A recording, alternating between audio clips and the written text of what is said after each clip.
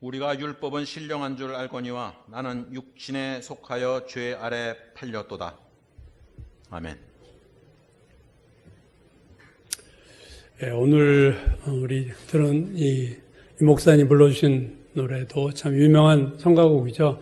우리가 유목사님 덕분에 어떻게 보면 대형교회에서 들을 수 있는 좋은 성가들을 우리가 많이 듣고 있습니다. 늘 감사하게 생각합니다.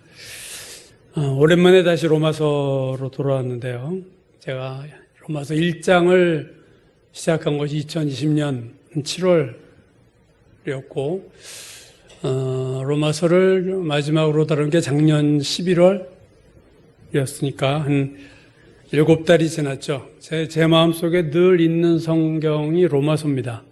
저는 항상 로마서를 많이 생각하고 사는데 여러분이 로마서 읽을 때는 별 못 느끼겠지만 설교하는 입장에서는 로마서가 참 어려운 부분이 많아요. 그리고 여러 가지 해석이 다른 구절들이 중요한 부분에서 이렇게 부딪히는 것이 로마서이기 때문에 참 로마서를 설교한다는 게 전체를 쉬운 일은 결코 아닙니다.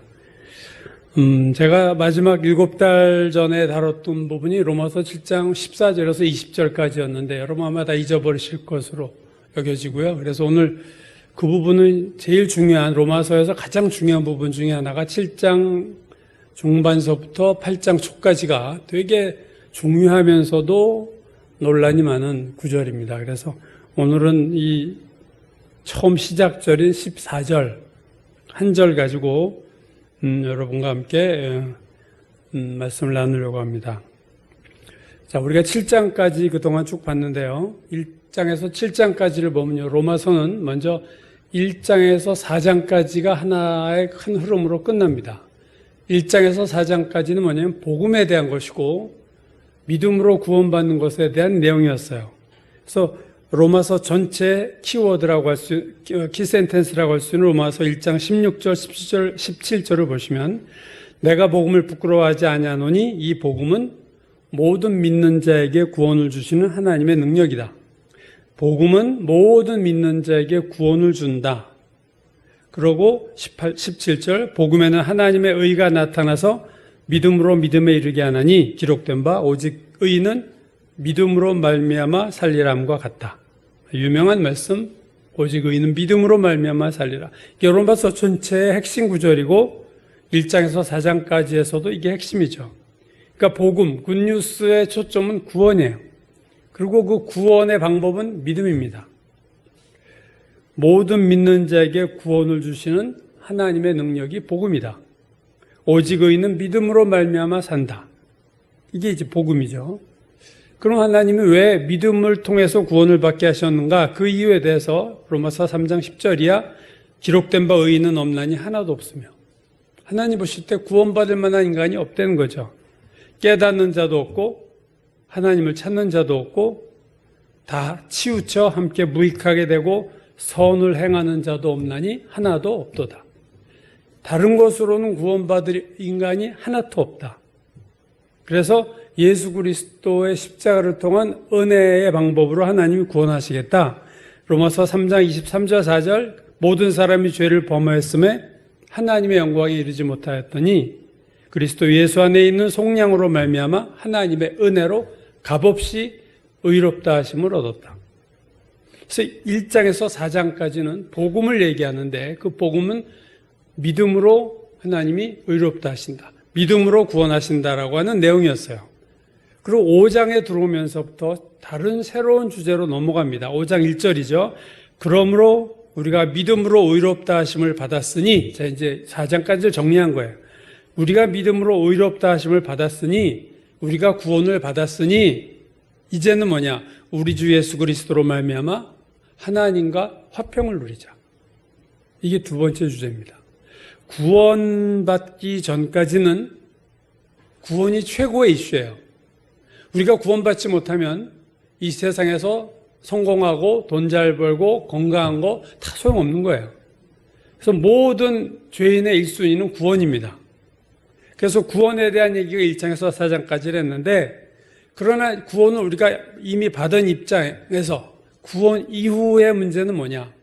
그건 물론 믿음을 계속 가지고 있어야 되지만 구원 이후의 문제는 뭐냐면 구원을 받은 자의 목표는 뭐냐면 하나님과 화평한 관계, 하나님과 평화로운 관계를 가져가는 거예요. 5장 1절 다시 보죠. 그러므로 우리가 믿음으로 의롭다 하심을 받았으니 우리 주 예수 그리스도로 말미암아 하나님과 화평을 누리자. 하나님과 화평하게 지낸다. 하나님과의 관계입니다, 여러분. 구원받았다는 것은 하나님과의 관계가 이제 탁 트인 거예요. 하나님과의 관계가 열린 새로운 관계에 들어간 거죠. 그래서 제일 신앙생활에서 중요한 건 여러분이 신앙생활 하시면서 가장 중요하게 생각해야 되는 것은 내가 어떻게 하나님과 좋은 관계를 가질 수 있는가. 이게 구원받은 이후의 모든 그리스도인들의 목표요, 과제요, 우리의 사명이 또 돼야 되는 겁니다. 근데 하나님과 화평한 관계, 평화로운 좋은 관계가 되냐 안 되느냐는요, 관계라는 건 항상 쌍방의 문제죠. 나와 너가 다 잘해야 좋은 관계가 되는데 하나님과 우리 사이의 관계는 우리의 문제예요, 전적으로. 왜냐하면 하나님은 항상 우리를 사랑하시기 때문에. 하나님에게서 더 요구할 게 우리는 없어요. 하나님과 관계 개선에 있어서 하나님이 뭔가 우리에게 더 해주셔야 될 것은 없습니다. 하나님은 항상 잘해주시는데 왜 우리가 하나님과의 관계가 자꾸 틀어지느냐? 우리 때문에 그렇죠. 그래서 하나님과의 화평, 좋은 관계를 누리는 이 부분에 있어서는요, 구원받은 모든 그리스도인들마다 그 화평한 상태와 정도가 다릅니다.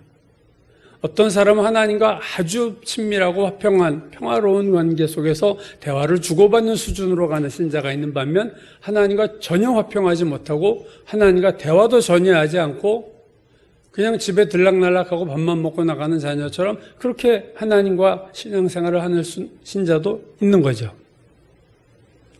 하나님과 우리 사이의 화평한 관계가 어떻게 좋은 관계로 되느냐, 이게 이제 제일 중요한 이슈인데 여기에 제일 영향을 미치는 것이 뭐냐면 우리의 죄입니다. 우리의 죄로 인해서 그 관계가 자꾸 깨어지는 거예요. 하나님과의 화평이 깨지는 것은 우리의 죄 때문이다. 죄라는 단어가 신약 성경에서 제일 많이 나오는 성경이 로마서예요. 39절, 39절에 걸쳐서 56번이나 아주 압도적으로 많이 나오는 성경이 로마서입니다. 그 56번이 죄라는 단어가 이 로마서에 나오는데 우리가 이 구원 이후, 즉 5장 1절부터 이제 하나님과 화평한 관계를 누리자라고 들어간 5장 1절부터 8장 전반부까지가 이 56번의 죄라는 단어 중에서 5장에서 8장 전반부까지가 무려 47번이 나와요. 47번. 그러니까 죄라는 단어의 84%가 로마서 안에 있는 죄라는 단어의 84%가 5장에서 8장 중간에 다 몰려 있다는 것을 주목해 보셔야 됩니다. 로마서는 구원에 대해서 우리가 로마서 하면 구원의 복음 이렇게 알고 있지만 사실은 이 죄에 대한 언급 1장에서 4장까지가 이제 믿음으로 의롭다 하심을 받는다는 내용인데 로마서 1장에서 4장까지 죄에 대한 언급은 7번밖에 안 나옵니다. 죄라는 단어는 4장까지 7번밖에 나오지 않아요. 구원받기 전에 죄의 문제에 대해서는 로마서가 7번밖에 얘기하지 않는데 구원 이후의 신자들의 죄에 대해서는 48번이 여기 다 몰려서 나온다는 것을 우리는 되게 중요하게 생각해야 됩니다. 마틴 루터가 종교개혁을 한 어떤 정신적인 배경이 백그라운드가 로마서예요. 로마서와 갈라디아서가 마틴 루터가 이 부분을 강의하는 중에 깊이 연구하다가 이게 구원이 선행으로 되는 게 아니구나. 캐톨릭이 얘기하는 것처럼 오직 믿음으로 되는구나를 발견하고 그가 종교개혁을 시작했던 원동력은 이 로마서죠. 그래서 우리가 로마서 하면 믿음으로 의롭다 하심을 받는다. 구원론의 성경 이렇게 알고 있지만 물론 그 말도 맞지만 오늘 우리가 앞으로 이제 5장서부터 쭉 보는 것은 뭐냐면 로마서의 핵심 메시지가 구원을 믿음으로 얻는다 만이 아니라 구원 이후의 죄의 문제가 로마서에서 되게 중요한 이슈라는 것을 여러분 아셔야 됩니다. 그러니까 로마서 복음 의인은 오직 믿음으로 구원받아 로마서 된 거야. 그게 아니고 그건 4장에서 끝나고요. 5장부터는 너희가 믿음으로 의롭다 하심 받았으니 이제 하나님과 화평을 누리자. 근데 화평을 누리는데 문제가 뭐냐? 죄가 걸림돌이 되니까 로마서 5장부터 8장 전반부까지가 죄라는 단어가 집중적으로 80% 이상의 단어가 여기에 다 몰려 있다는 것은 바울의 분명한 메시지가 있는 거죠. 그래서 오늘 이제 이 부분을 우리가 살펴보고 있는데, 자, 로마서 오늘 우리가 7장 14절이죠. 7장 바로 앞에 6장에서 로마서 6장의 주제는 죄였습니다. 로마서 6장 23절인데 그 중에서 16절이 즉 6장 전체 3분의 2에 해당하는 절에 죄라는 단어가 나와요. 특히 로마서 6장 10절부터 18절까지는 매 절마다 죄라는 단어가 나오고 있습니다. 그러니까 로마서 6장은 계속 죄에 대한 얘기를 하고 있었어요. 그래서 7장으로 넘어오면서 초점이 죄에서 율법으로 바뀌었습니다. 7장이 25절이 전체인데 25절 중에서 16절이 율법이라는 단어가 나와요. 즉 로마서 7장의 3분의 2 이상이 율법에 대한 얘기가 나오고 있다는 거죠. 로마서 특히 7장 1절부터 9절까지는 매 절마다 율법이라는 단어가 나와요. 그러니까 7장 전반부에서 율법 얘기를 집중적으로 바울이 합니다. 자, 7장에 보면 바울이 두 개의 율법에 대한 부정적인 질문을 했어요. 첫 번째 부정적인 질문이 7절. 그런즉 우리가 무슨 말을 하리요? 율법이 죄냐? 율법에 대한 부정적인 질문을 하고 그럴 수 없느니라 대답한 다음에 그 디펜스를 하는 거죠. 율법으로 말미암지 않고는 내가 죄를 알지 못했다. 율법이 죄가 아니라 율법 때문에 내가 죄를 알았다. 두 번째 부정적인 질문 7장 13절. 그런즉 선한 것이 율법이 내게 사망이 되었느냐? 그럴 수 없느니라 하면서 그 다음에 또 율법에 대한 얘기를 이렇게 하죠. 죄가 오직 죄가 죄로 드러나기 위하여 선한 것으로 말미암아 율법으로 말미암아 나를 죽게 만들었으니 이는 계명으로 말미암아 죄로 심히 죄되게 하려는 것이다. 율법의 목적은 죄로 심히 죄되게 하려는 거예요. 죄가 죄인 줄 인간이 모르니까 죄인들이 죄가 얼마나 죄인 줄을 알게 하려고 하는 것이 율법이다. 그래서 이 부정적인 율법에 대한 두 개의 질문을 통해서 바울은 오히려 율법의 긍정적인 두 가지를 말하고 있어요. 율법은 죄를 알게 하고 율법은 죄가 얼마나 죄인지를 우리에게 보여준다.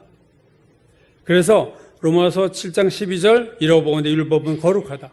14절 율법은 신령하다. 율법은 거룩하고 율법은 영적이다. 자, 그럼 뭐가 문제냐? 바로 우리가 문제예요. 오늘 본문 7장 14절 보시죠.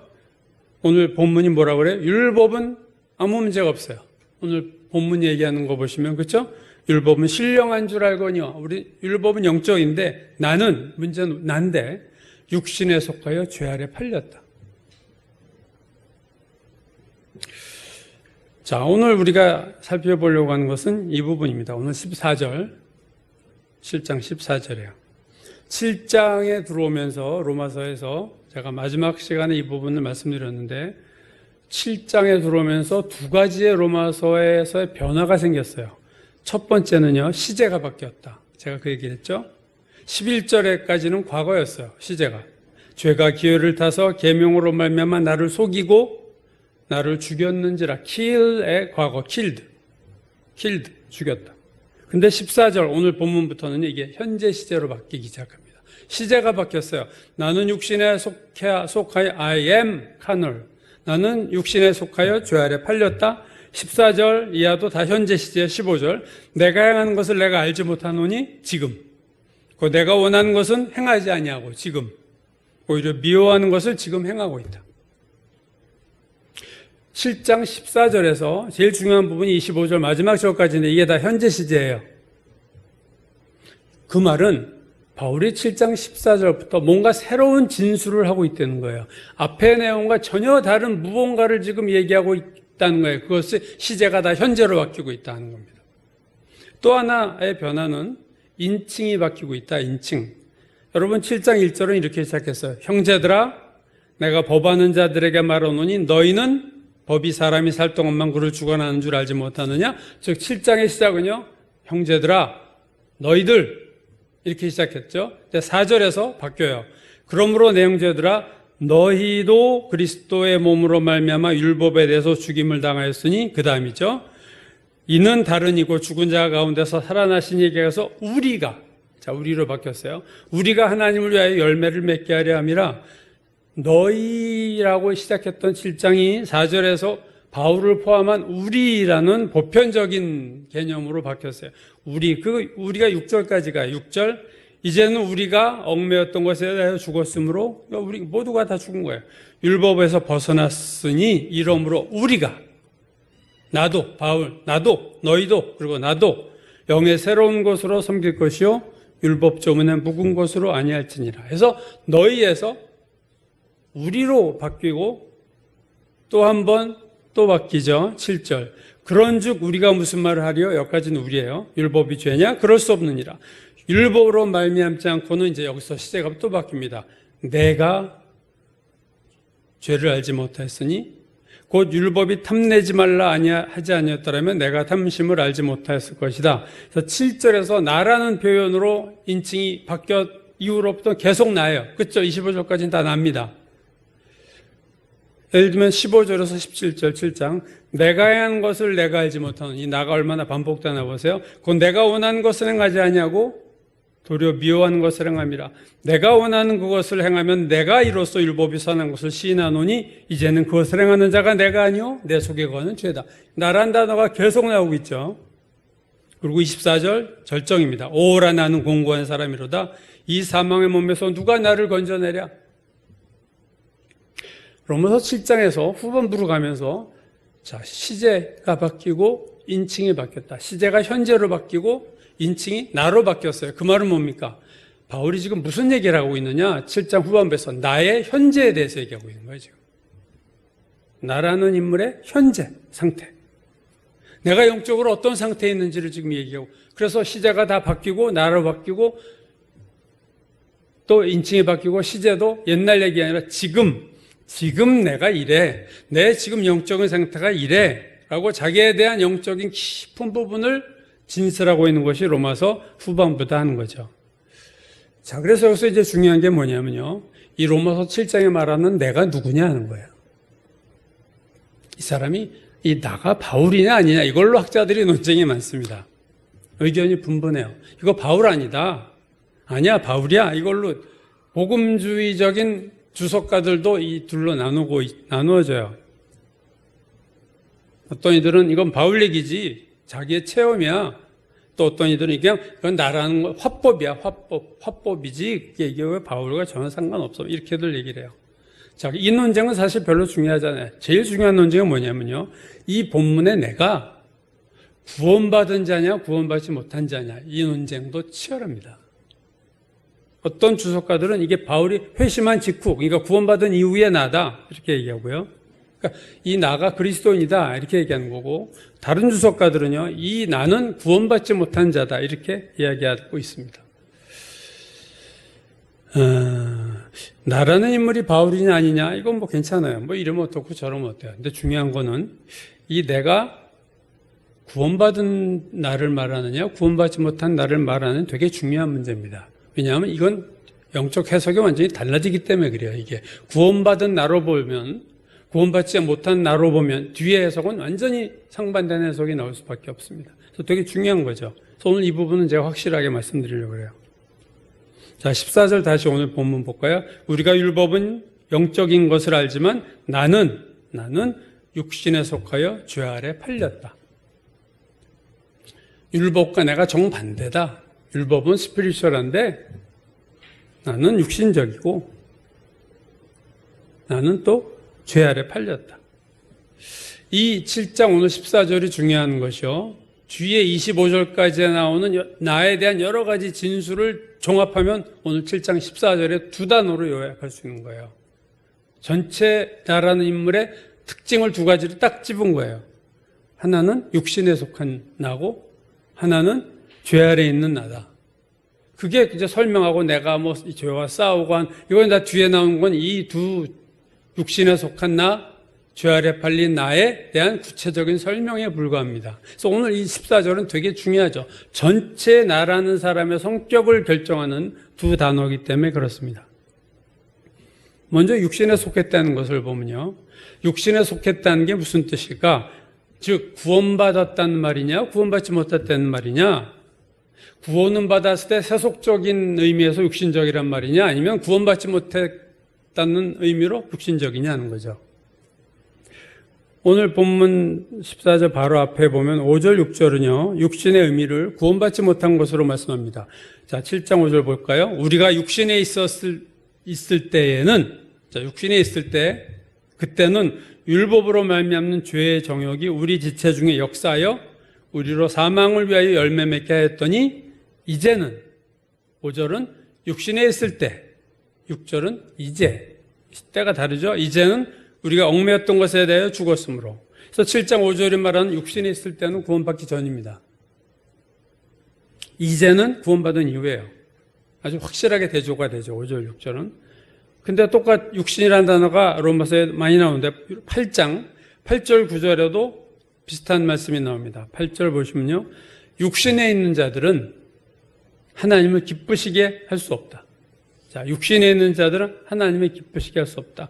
그리고 9절 중요한 얘기를 해요.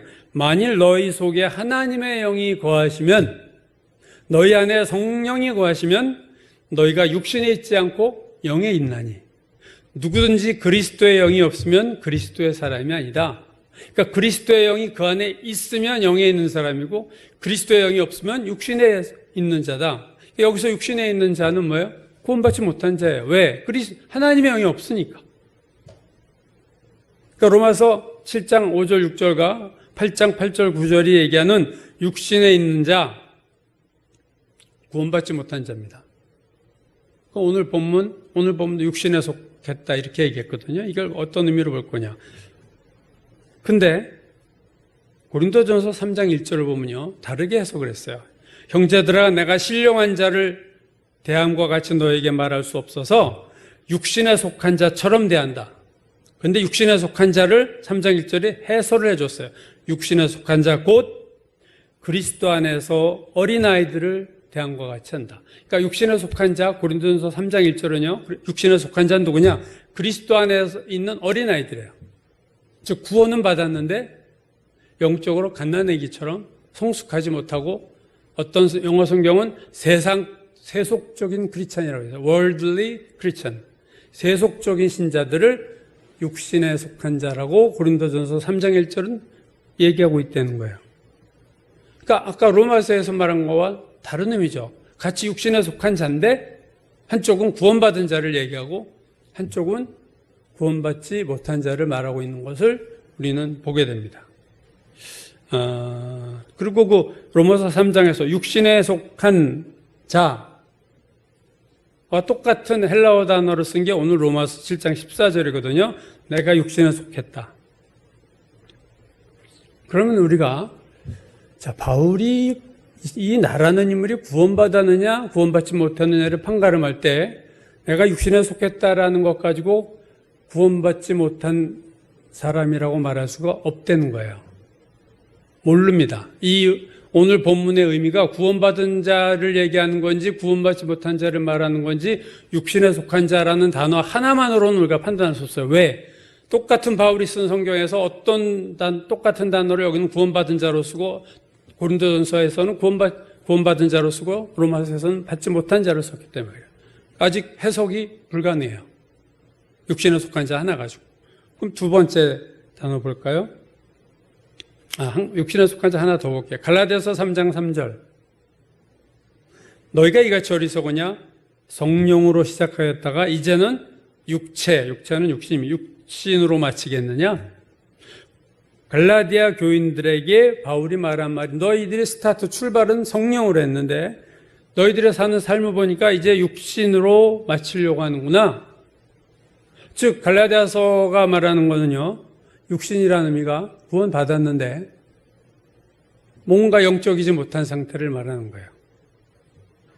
그러니까 이 오늘 7장 14절 되게 중요한, 나라는 사람의 정체에 대한 중요한 말씀인데, 내가 육신에 속했다, 이거 가지고 이 사람이 구원받았다 또는 구원받지 못했다 얘기하기가 어렵다라는 것을 우리가 알 수 있습니다. 두 번째 단어는요, 죄 아래 팔렸다라는 거죠.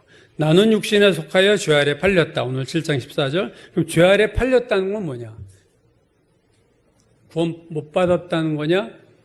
구원 받아도 이렇게 될 수 있다는 거냐? 또 역시 그 부분이 걸리죠. 우리가 영화에서 가끔 보듯이 노예시장이라는 것이 이 당시 있었어요. 그래서 전쟁에서 포로로 잡히면 노예시장으로 다 나가서 뭐 시장에 뭐 이렇게 물건 파 얼마 이렇게 써붙이듯이 노예 탁 팻말 달고 얼마 이렇게 써붙여 놓고 흥정을 하잖아요. 그래서 그 전쟁 포로를 이렇게 보고 어떤 사람이 나 저 사람을 사겠다 그러면 그 사람은 그 노예가 되는 거예요. 돈으로 그 자기를 산 사람의 노예가 되는 거죠. 그러니까 죄 아래 팔렸다라고 할 때는 죄가 나를 노예로 삼았다 이 말이거든요. 그럼 이게 구원받기 전이냐 후냐? 이 부분은요, 여러분 신학적인 해석을 제가 얘기하고 있는 게 아니라 왜냐하면 되게 중요합니다. 신앙생활에서 내가 누구냐에 대한 부분요.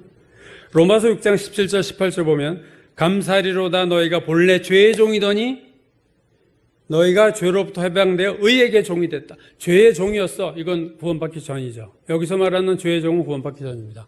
그런데 너 본래 죄의 종이었지. 너희가 구원받기 전에 모든 사람 다 죄의 노예입니다.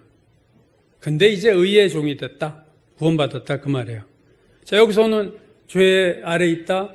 이건 구원받지 못했다는 건데요. 반면에 갈라디아서 5장 1절 그리스도께서 우리를 자유케 하려고 자유를 주셨으니 그러므로 다시는 종의 멍에를 매지 말아라. 너 이미 구원받아서 자유 얻었는데 또 종의 멍에, 종에게 쓰는 고리, 쇠사슬 그런 거 다시 매지 마. 이 말은 뭡니까? 구원을 받아도 자유를 얻었어도 또 죄의 멍에를 맬 수 있다라는 것을 갈라디아서가 보여주고 있는 거예요. 로마서 6장 16절 이거 우리가 되게 지난번에 열심히 다뤘던 문장인데요. 너희 자신을 종에게 내주어, 자, 종으로 내주어 누구에게 순종하든지 그 순종함을 받는 자의 종이 되는 줄을 너희가 알지 못하느냐? 자, 여기서 내어준다는 단어가 중요하다고 그랬죠. 너희가 너희 자신을 종으로 내어주는데 누구에게 내어주느냐에 따라 너희가 누구의 종이 되냐가 달라진다. 너희가 하나님께 너희를 내어주면 하나님의 종이 되고 너희가 죄에게 너희를 내어주면 죄의 종이 된다. 그러므로 잘 내어줘라. 하나님께 너희를 드려라. 하나님께 내어드려라. 이게 로마서 6장에서의 말이었어요. 여러분, 구원받기 전에 우리가 죄의 종일 때는요, 우리가 선택을 할 수가 없어요. 우리의 주인을 선택할 수가 없었어요. 노예가 어떻게 죄의 노예인데 나 당신 싫고 나 하나님 섬길래 그때는 못했죠. 선택 자체가 불가능한 것이 노예입니다, 사실. 근데 우리가 구원을 받았어요. 구원을 받은 우리에게 주님이 그리스도께서 자유를 주셨다. 자유를 얻었으면 자유를 얻은 자는 선택을 할 수 있어요. 로마서가 말하는 게 너 누구에게 내어주느냐는 이제 선택이 되는 거니까 이건 지금 구원된 상태예요. 너희가 죄에게 너희를 내주면 죄의 종이 되고 하나님께 내어주면 하나님의 종이 된다. 그러니까 하나님께 구원을 받은 상태에서 내가 죄에게 내어주면 내가 다시 죄의 종이 될 수 있는 거예요. 그래서 로마서 6장 13절 너희 지체를 불의의 무기로 죄에게 내주지 말고 하나님께 내어드리며 너희를 의의 무기로 하나님께 드려라. 갈라디아서 4장 8절도 얘기해요. 너희가 어찌 다시 그들에게 종노릇하려고 하느냐? 그러니까 종노릇하고 죄의 노예가 되는 거 이거는 구원받기 전의 상태가 분명하지만 또한 구원받은 후에도 죄에 이끌려 사는 인생을 사는 그리스도인들은 죄에 팔려서 죄의 종으로 죄의 노예로 다시 살 수 있다. 내가 그렇게 선택한 거니까 그거는. 그렇게 살 수 있다는 것을 성경이 말하고 있다 하는 거죠. 그러므로 오늘 14절 두 가지 육신에 속했다 내가 죄 아래 팔렸다만 가지고 이 나라는 인물이 구원받은 자냐 구원받지 못한 자라고 말할 수가 없다는 거예요. 그래서 우리가 결론을 내려야 되는데 어떻게 내릴 수 있느냐? 여러분 성경을 보실 때 일단은 어떤 단어의 의미를 알으셔야 돼요. 그죠? 그 다음에 조금 넓게 보면 그 문장을 보셔야 됩니다. 그래서 단어나 문장을 가지고 그 의미를 파악하는데 단어나 문장으로도 의미 파악이 안 될 때는요, 무엇을 봐야 되냐면은 문맥을 봐야 돼요. 문맥. 단어에서 해결 안 되면 문장을 봐야 되고 문장에서도 해결 안 되면 문맥, 문단을 봐야 되는 거죠. 문단. 자, 로마서 7장 14절에서 끝절까지가 하나의 문단입니다. 그러면 오늘 7장 14절에 육신에 속했고 죄 아래 팔렸다. 이게 구원받았느냐 못 받았느냐가 확실하지 않으니까 이게 주석가들도 나눠지거든요. 둘로. 자, 그렇다면 문맥에서 우리가 찾아보자는 거야. 이 사람이 구원받았는지 안 받았는지. 결정적인 중요한 구절이 있습니다. 22절입니다. 7장 22절. 앞에 이렇게 시작하죠. 내 속사람으로는 하나님의 법을 즐거워하되. 누가 하나님의 법을 즐거워할 수 있나요? 구원받은 자입니까? 구원받지 못한 자입니까? 여러분, 우리가 잘 아는 시편 1편 복 있는 사람은 시작할 때 시편 1편 2절입니다. 복 있는 사람은 누구냐? 오직 여호와의 율법을 즐거워하여. 여호와의 율법을 즐거워하여. 누가요? 복 있는 사람이. 하나님을 믿는 사람만이 아니라 하나님을 믿는 사람 중에서도 소수. 진짜 복받은 사람은 하나님의 율법을 즐거워한다. 오늘 본문이 뭐라고 그래요? 내 속사람으로는 하나님의 법을 즐거워한다. 이 사람이 구원받은 사람이겠습니까? 아니겠습니까? 구원받은 사람이에요. 14절 자체 7장 14절에서 해결이 안 되면 같은 문맥에 있는 문단에 있는 다른 문장을 보면 되는데 오늘 여기 본문에 보면은 같은 문맥에서 여호와의 법을 내가 내 마음이 속사람이 즐거워한다. 하나님의 법을 내가 즐거워한다. 구원받지 못한 자는 결코 하나님의 법을 즐거워할 수 없습니다. 쳐다도 안 보고 읽을수록 반발하고 만박하고 그러지 즐거워하지 않아요. 근데 오늘 본문에 나라는 인물은요, 하나님을 법을 즐거워해요. 그러므로 육신에 속했다, 죄 아래 팔렸다는 양쪽 해석이 가능하지만 다른 구절을 통해서 오늘 우리는 이 나라는 인물이 구원받은 자라는 것을 알 수 있어요. 즉 구원을 받았음에도 우리가 주목할 건 거죠. 구원을 받았어도 얼마든지 육신에 속할 수 있고 구원을 받았어도 얼마든지 죄 아래 다시 죄의 종으로 살 수가 있다는 거예요. 앞서 우리가 본 고린도전서 3장 1절에서 형제들아 내가 신령한 자들을 대함과 같이 너희에게 말할 수 없어서 육신에 속한 자, 곧 그리스도 안에서 어린아이들을 대함과 같이 한다. 자, 바울은 여기서 그리스도인을 둘로 나눕니다. 신령한 자와 육신에 속한 자. 그렇죠? 신령한 자, 영적인 자. 그러니까 영적인 그리스도인이 있고 육신적인 그리스도인이 있다. 이렇게 둘로 나누는 거예요. 그런데 바울은 너희들은, 고린도 교회 너희들은 내가 볼 때 영적인 신자가 아니기 때문에 너는 육신에 속한 영적으로 애들 다루듯이 어려운 얘기 안 하고 쉽게 얘기하고 먹을 수 없는 딱딱한 음식 안 주고 부드러운 젖이나 우유 주고 그렇게 대할게. 그렇게 얘기하는 거예요. 모든 그리스도인이 둘로 나눠진다. 나눌 수 있다. 스피리추얼, 영적인 그리스도인, 영적인 신자가 한 부류가 있고요. 세상적인 그리스도인, 육신에 속한 그리스도인이 둘로 나누어진다. 여러분은 어디에 속하신 것 같아요? 바울이 갈라디아서 6장 1절에서 영적인 신자에 대해서 이렇게 말해요. 형제들아, 사람이 만일 무슨 범죄한 일이 드러나거든, 자, 누가 범죄했어요. 그게 다 오픈이 됐어. 드러나거든, 신령한 너희는, 자, 스피리추얼한 너희는, 영적인 너희들은 어떻게 하라고요?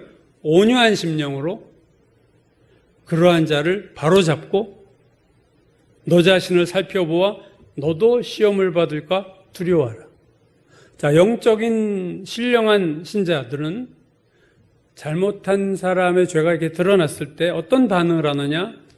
그러한 자를 바로잡습니다. 못 본 채 지나가진 않아요. 이거 상당히 쉽지 않은 건데 바로잡으려면 내가 괜히 거기에 끼어들어야 되니까 다 피하는 부분 아니겠어요? 근데 어쨌든 바로 잡는데 중요한 거는요, 바로 잡되 온유한 심령으로. 내 마음의 분노나 그를 향한 막 적대적인 감정이 아니라 온유한 마음으로 그런 사람을 바로 잡아주고 그 다음에 그 상대방을 비난하고 비판하는 게 아니라 자기를 돌아보아서 혹시 나도 안 그럴까? 그래서 나도 그렇게 될까? 너희도 시험을 받을까? 두려워하라. 두려워하고 있어요. 자기가 죄진 게 아닌데 영적인 신자는요, 남의 죄를 보면 자기를 보고 자기도 두려워요. 나도 저런 게 혹시 있지 않을까? 내가 못 보고 사는 게 아닐까? 저 사람 같은 점이 나에게는 없을까? 하고 하나님 앞에서 두려움을 느낀다. 이게 영적인 그리스도인이에요. 육신적인 그리스도는 말할 거 없죠. 비난하고 비판하고. 그래서 갈라디아서에서 바울이 너희들 내가 영적인 자로 대할 수 없다. 그리스도인이지만 내가 어린아이 육신에 속한 자로 대한다 하면서 왜 너희를 내가 육신적인 신자라고 부르냐면 너희 가운데 시기와 분쟁이 있기 때문에 그렇다. 이유까지 얘기합니다. 바울파, 아볼로파 매일 싸우고 있고 남이 잘 되는 거 시기하고 질투하고 그래서 너희들은 아직 멀었어. 너희들은 육신에 속한 신자, 영적으로 어린아이야. 너희는 아직 세속적인 신자야. 그래서 너희를 거기에 맞게 대하겠다. 이게 바울의 얘기예요. 근데 갈라디아서 신령한 너희는 누가 잘못한 게 드러나거든 그 사람 매장시키고 비난하고 말 퍼뜨리고 이런 거 하지 말고 그 사람을 바로잡아 주되 온유한 마음으로 바로잡고 그 다음에는 너를 돌아봐라. 그 사람이 거울이 돼서 네 모습을 봐서 혹시 나에게도 그런 것이 없나를 살피고 하나님 앞에서 두려워해라. 여러분, 이 영적인 그리스도인이 된다는 건 예수 오래 믿었다고 되는 것도 아니고요. 초신자가 될 수도 물론 없죠. 영적으로 태어난 거듭난 신자, 기적이 찬 신자가 어떻게 신령한 신자가 되겠어요. 그러나 어느 시간이 흐르면 그 일정 기간을 얼마로 볼 수는 없지만 일정 기간이 지나면 이제는 내가 영적이지 못한 거에 대해서 내 책임이에요. 충분히 클 시간이 지났는데도 히브리서가 말하는 것처럼 너희가 예수를 믿은 지가 오래되었는데도 남을 가르쳐야 될 때가 됐는데도 여전히 젖병 차고 다니냐? 그게 히브리서 저자가 히브리 교회 교인들을 비판하는 거예요. 너희가 이미 남을 가르쳐야 될 시기가 됐는데 어짜여 매일 젖이나 먹고 딱딱한 밥 같은 거 못 먹고 사냐? 하나님과의 화평한 관계를 누린다. 5장 1절 화평한 관계를 누린다. 이게 구원 이후에 제일 중요한 목표라고 그랬죠. 여러분 하나님과 화평한 관계가 되려면 우리가 스피리추얼해져야 돼요. 왜? 하나님이 영이시니까. 하나님이 영이시니 예배하는 자가 영과 진리의 예배만의 문제가 아니에요. 우리가 영적인 신자가 돼야만 하나님과의 깊은 교제가 평화로운 관계가 정립이 되는 거죠. 오늘 뒷부분에서 다룰 내용이지만 7장 23절 보면 유명한 구절이죠. 내 지체 속에서 한 다른 법이 내 마음의 법과 싸워 내 지체 속에 있는 죄의 법으로 나를 사로잡는 것을 보는도다.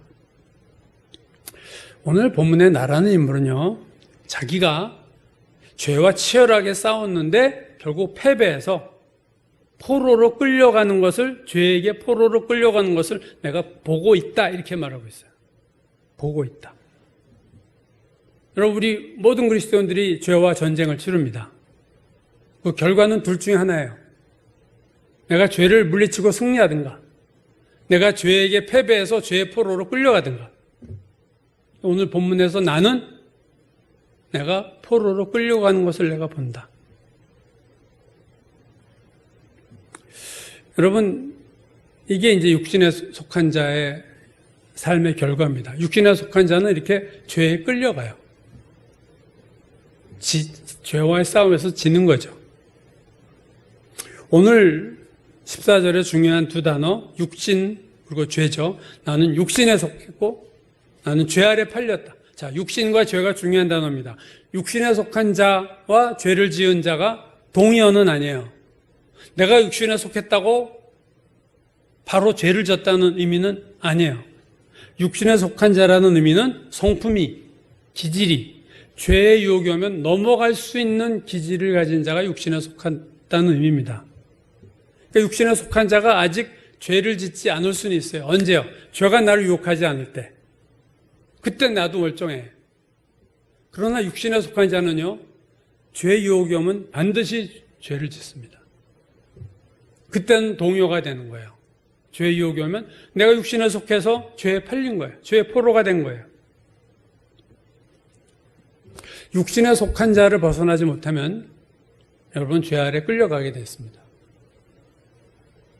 무디 성경학교의 초대 교장을 맡았던 제가 성령 세례 얘기할 때 얘기했던 아처 토레이 목사가 초대 교장이었는데 무디 성경학교에 그때 같이 아처 토레이와 사역을 했던 무디 학교에서 윌리엄 뉴얼이라는 목사가 있어요. 이 사람은 탁월한 성경적 강해 능력이 있어서 이 사람이 설교할 때 그냥 수많은 사람들이 모여들었던 아주 탁월한 성경 해설자인데 이 윌리엄 뉴얼 목사가 이 죄 아래 팔렸다는 것에 대해서 이렇게 얘기했습니다. 죄 아래 팔렸다는 것의 정확한 뜻을 초신자들은 알지 못할 것이다. 자, 이 말이 무슨 뜻인지 초신자들은 모를 거다. 초신자들은 자신을 죄에 용서받은 자, 내가 의롭다 하심을 받은 자로 기뻐하고만 있다. 아, 나 구원받았어. 나 자유 얻었네. 너희 우리 자유 얻었네. 막 기뻐만 하고 있는 초신자. 그러나 시간이 지나면서 그들은 초신자들은 자신에게서 전에는 전혀 생각도 못했던 악한 성품을 발견하게 된다. 자, 이거 되게 중요한 건데요. 그는 자신이 처음 예수를 믿었을 때 그러한 성품이 완전히 없어졌거나 또는 없다고 생각했었다. 그러나 그런 악한 성품을 내가 발견한 후 죄의식에 이제 빠지게 되는데 그때의 죄의식은 예수 믿기 전의 죄의식보다 훨씬 더 심각하고 힘든 것이다. 더 힘든 거예요. 예수 믿기 전, 내가 죄인입니다. 주님 나를 용서해서 이때의 죄의식보다 예수 믿고 난 후에 나의 악한 성품을 발견한 후에 느끼는 죄의식은 훨씬 더 크고 힘들다는 거예요. 그러면서 그 뉴얼 목사가 이런 얘기를 해요. 이것이 예수를 믿은 후 두 번째 얻게 되는 교훈, 세컨드 레슨이라는 단어 씁니다. 두 번째 교훈이다. 아, 내가 죄인이구나. 첫 번째 교훈은 뭐예요? 그러면 예수 믿기 전에 나 죄인이구나. 이게 첫 번째 교훈이죠. 퍼스트 레슨입니다. 세컨드 레슨은요. 예수 믿은 지 좀 지났는데 어느 순간 내가 여전히 죄인이구나. 내가 정말로 악한 인간이구나. 오늘 이 7장 14절 이하에 나오는 이 나라는 사람이 지금 이 자기 고백을 아주 깊이 있게 우리에게 보여주고 있는 거예요. 여러분, 이 나라는 인물은요, 오늘 7장에 나오는 되게 중요한 교훈을 얻고 있죠. 왜? 내가 육신에 속한 자구나를 알고 있어요, 여러분. 그리고 내가 죄에 지금 끌려가고 있구나를 보고 있어요. 여러분, 이러한 오늘 본문에 내가 육신에 속한 자였구나. 내가 지금 죄에 패배해서 끌려가는구나. 이걸 여러분 모든 그리스도인들이 다 알지 않아요. 여러분, 오늘날의 그리스도인들 중에서 세상적인 육신적인 삶을 살면서 죄에 끌려가면서도 전혀 자기가 지금 그런 상태라는 것을 모르는 그리스도인들이 적지 않습니다. 오늘 본문의 나라는 인물은 되게 한 단계 진전이 있는 신앙입니다, 사실은. 이렇게 보는도다 이렇게 자기를 하나님 보시는 눈으로 볼 수 있는 자가 그렇게 많지 않아요. 마틴 로이드 존슨은 이런 수준의 바울일 수가 없다 해서 이 사람이 바울이 아니다 그랬지만 저는 그렇게 생각 안 해요. 뭘 보느냐에 따라 달라지는 거예요. 이게 보이면 내가 죄인이 되고 내가 보지 못하면 나 멀쩡한 사람이에요. 오늘 본문에 나는 아주 큰 교훈을 경험하고 있는 겁니다. 자기의 영적인 실상을 알았어요. 그건 되게 대단히 중요한 영적인 진전을 이룬 거예요. 우리 중에 여러분과 저 중에 육신적인 신자가 있는데 내가 육신적이구나라는 것을 깨달았다는 것은 한 단계 진전한 거예요. 한 단계 발전한 거예요. 내가 죄 아래 지금 끌려서 사는 인생을 매일매일 살고 있네. 이걸 보는 것도 놀라운 진전입니다. 그러므로 우리는 오늘 7장에 내가 보는도다. 알듯이 여러분 우리가 기도해야 돼요. 하나님, 내가 혹시 육신적인 부분이 내 안에 있다면 하나님 보게 하소서.